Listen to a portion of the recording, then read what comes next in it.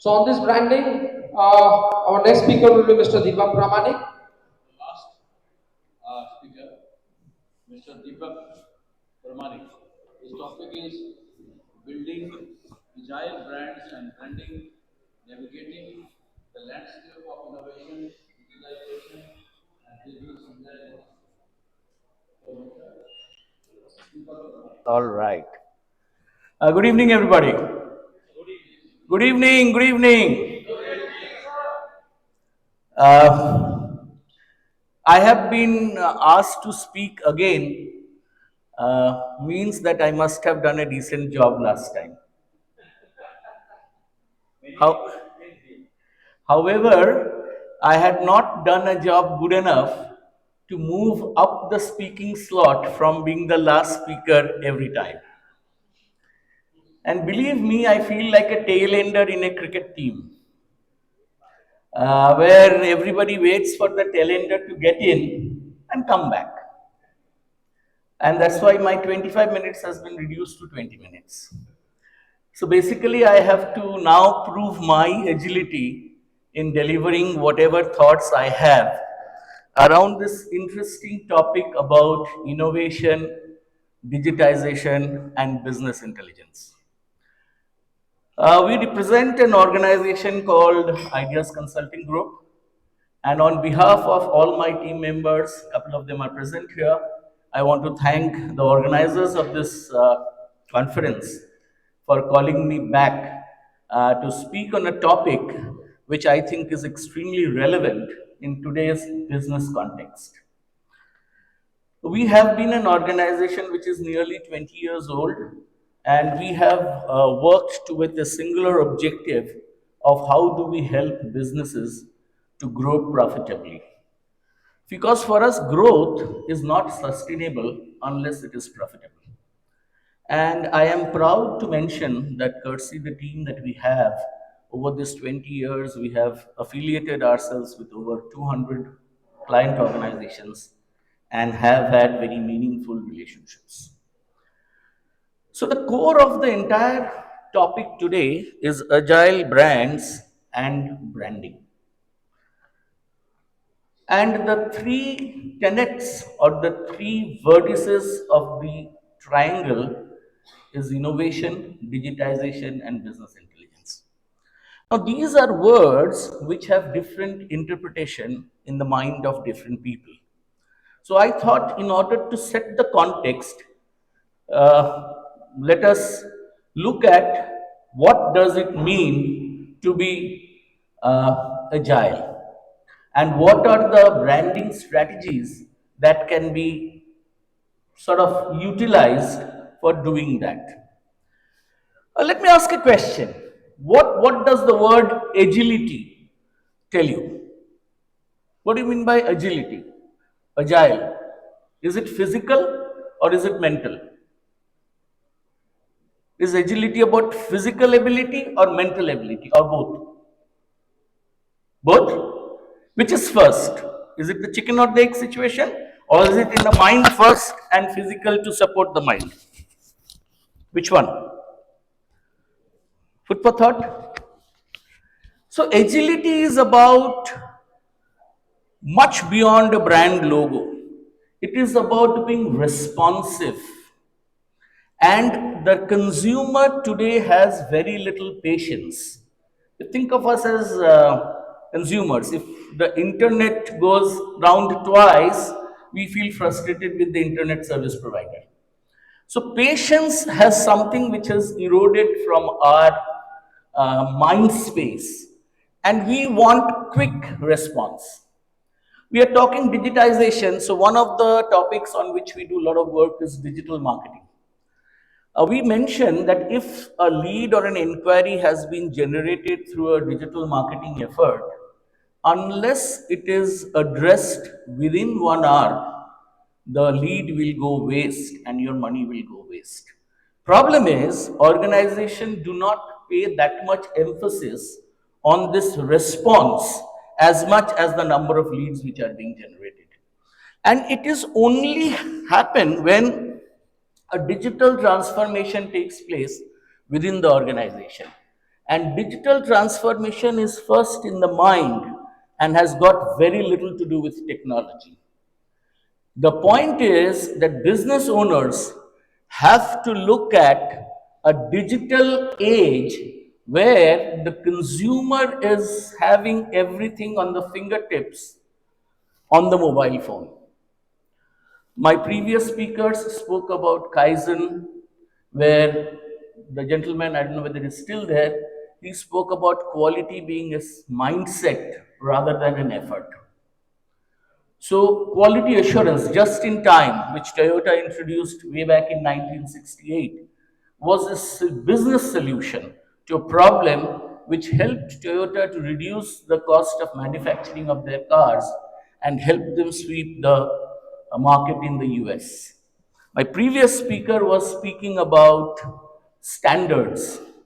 He spoke about products, how quality was earlier not the focus. Today's consumer will not touch you if your quality is not up to the minimum acceptable standard. For example, an airline cannot advertise saying that we will fly you safe. Because if you're not flying me safe, I won't even look at you. So, therefore, the obvious is taken for granted. How do you top it up with something which makes you different from somebody else is what is about business innovation. Let us look at Indigo Airlines. They have just followed the basics. Their singular objective is that we will fly you on time. And that reliability has given them the largest market share. And do you know what they have done? If you notice carefully, the scheduling has got a slack built in so that every time you are feeling on time. But I believe, and I say this with authority, that Indigo flies on time not because of what the crew or the pilot, it is because of the ground staff who turn around the plane after it lands in record time and ensure the plane is loaded again to fly off. And that is where they have made the biggest innovation in terms of creating a consumer value, which the speaker on Kaizen was talking about. It's ultimately about the customer. If the customer does not value what you are valuing, it is worthless. You can see three logos Apple, Spotify, Nike, and Google. I mean, they need no introduction. But I thought it is important to one sentence on each of them. Apple is constantly evolving, and every version seems to be a celebration. And like a Rajnikant movie, you know, the die-hard fans want to be the first day, first show, and want to see the Rajnikant new movie. Apple aficionados would love to get the first phone of the new version for themselves. That's the type of cult following that they have done. Spotify. I mean, when music industry is going through different types of challenge, Spotify has pivoted it into a very different ballgame altogether. And today, it has become a great platform for upcoming singers, for singers who want to be noticed to be on Spotify. Nike, of course, nobody needs any introduction. But the point that I want to highlight is about brand collaborations. Nike, per its as a brand, I mean, it doesn't have to tell people that I am Nike, but the type of brand collaborations that they do, the type of advertising and marketing campaigns that they break, absolutely clutter free. And that is essential for them to remain on the top of the game. Needless to say, their product innovation is something which keeps them ahead of the curve. And Google, perhaps the most attended university for anything and everything that we do. We have a lot of clients in the health sector, and the doctors say that a challenge that they face is after they have consulted the patient and prescribed whatever they have to, the patient will ask, sir, but Google में तो कुछ और बता रहा था. That's the type of impact Google has on our lives, you know. And Google it has become an expression, it has become a generic expression, like Xerox has become in terms of photocopy. So basically, there are three principles which is about agile branding. First is adaptability, second is customer centricity, and the third is data driven decision making. Let me talk about the second one first. Philosophically, you must realize if you don't have a customer, you don't have a business. And Jeff Bezos, the founder of Amazon, is famous for one phenomenon which he has popularized, that in any meeting that he is chairing, there is an empty chair always in the meeting. And he says that this chair belongs to the customer. Whatever we discuss in this meeting is for that chair. And the customer is the start and end of any business. Unless we keep the customer at the heart of the business, we will not be able to meet the needs that the customer has. Of course, Steve Jobs believed that the customer does not know what he wants. And he used to say, I'll give him what he needs. But there is one Steve Jobs for many other equally successful businessmen. So, customer centricity begins by knowing the customer. We are so transactional in our sales relationship that if you've achieved the sales, we are happy. But the journey begins then. The problem is every time we are interacting with a customer, we want to sell. That cannot be the case. Every time we are interacting with the customer, it should be to discover more about the customer. The better we know a person, the better can be the relationship with that person. Do you agree with me? And that's the core of customer centricity. Adaptability, I think, reached new heights with the COVID. Let me give an example again from the hospital sector. The more eminent the consultant, the more he wants to write a prescription. And hospitals have been trying to convince these people that please type in your prescription so that the data remains. Anyway, so the doctors were reluctant to type in the prescription on the computer. Came COVID, and when they were on teleconsultation, they had to type in to the prescription into the computers. So it was a change which was forced.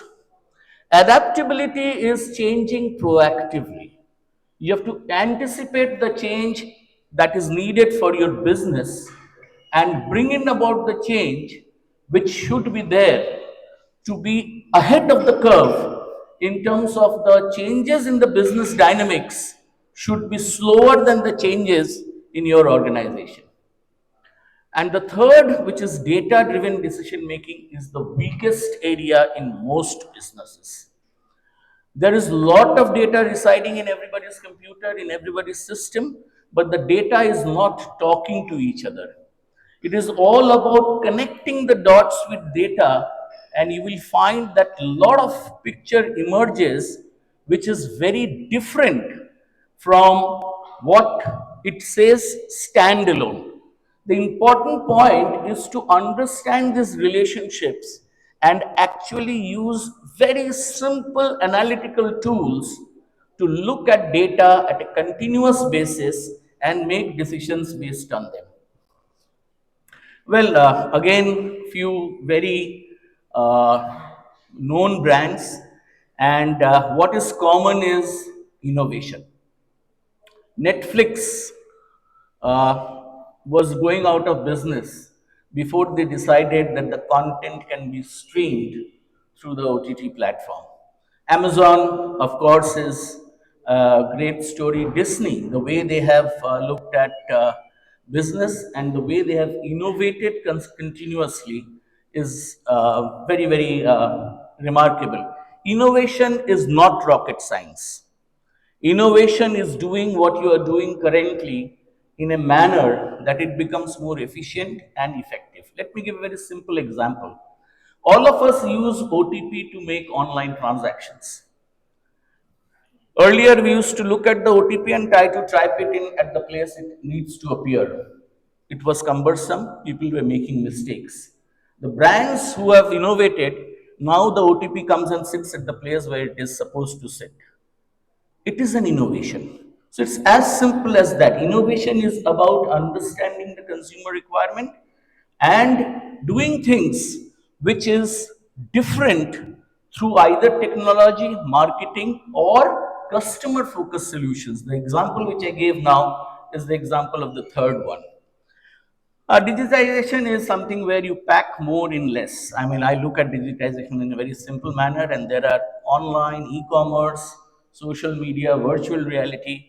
But the singular phenomenon that we must remember, digitization's biggest contribution is it is bringing brands closer to the customers. Physical distance no longer matters.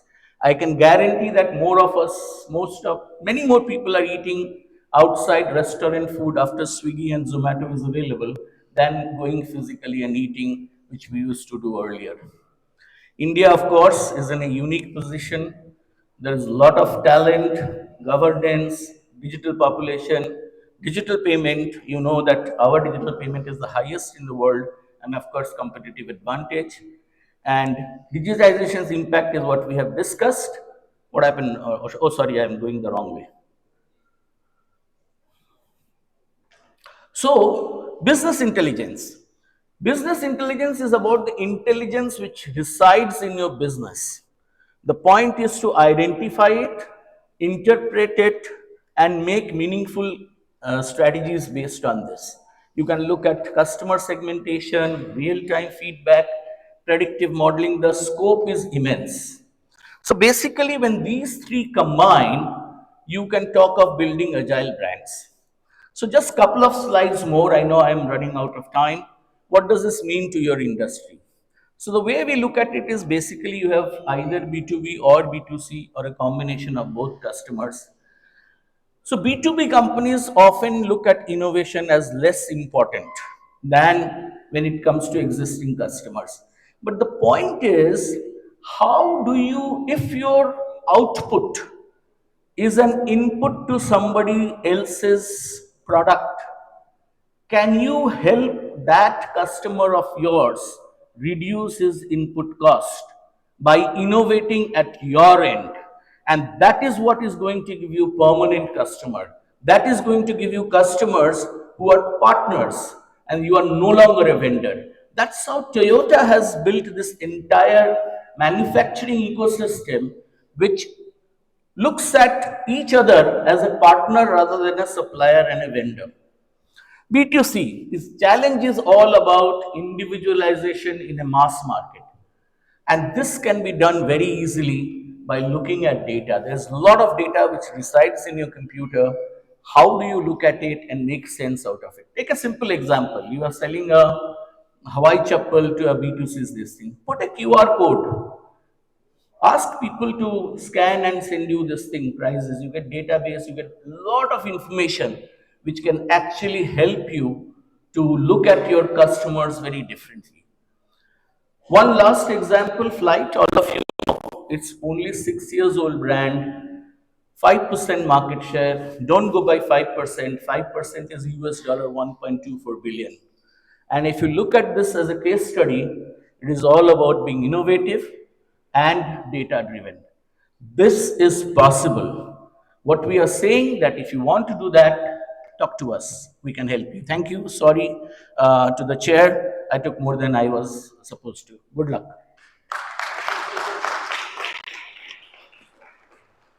Thank you very much. You're welcome, sir. That's Thank it you so for you. much. Thank Thank you. you.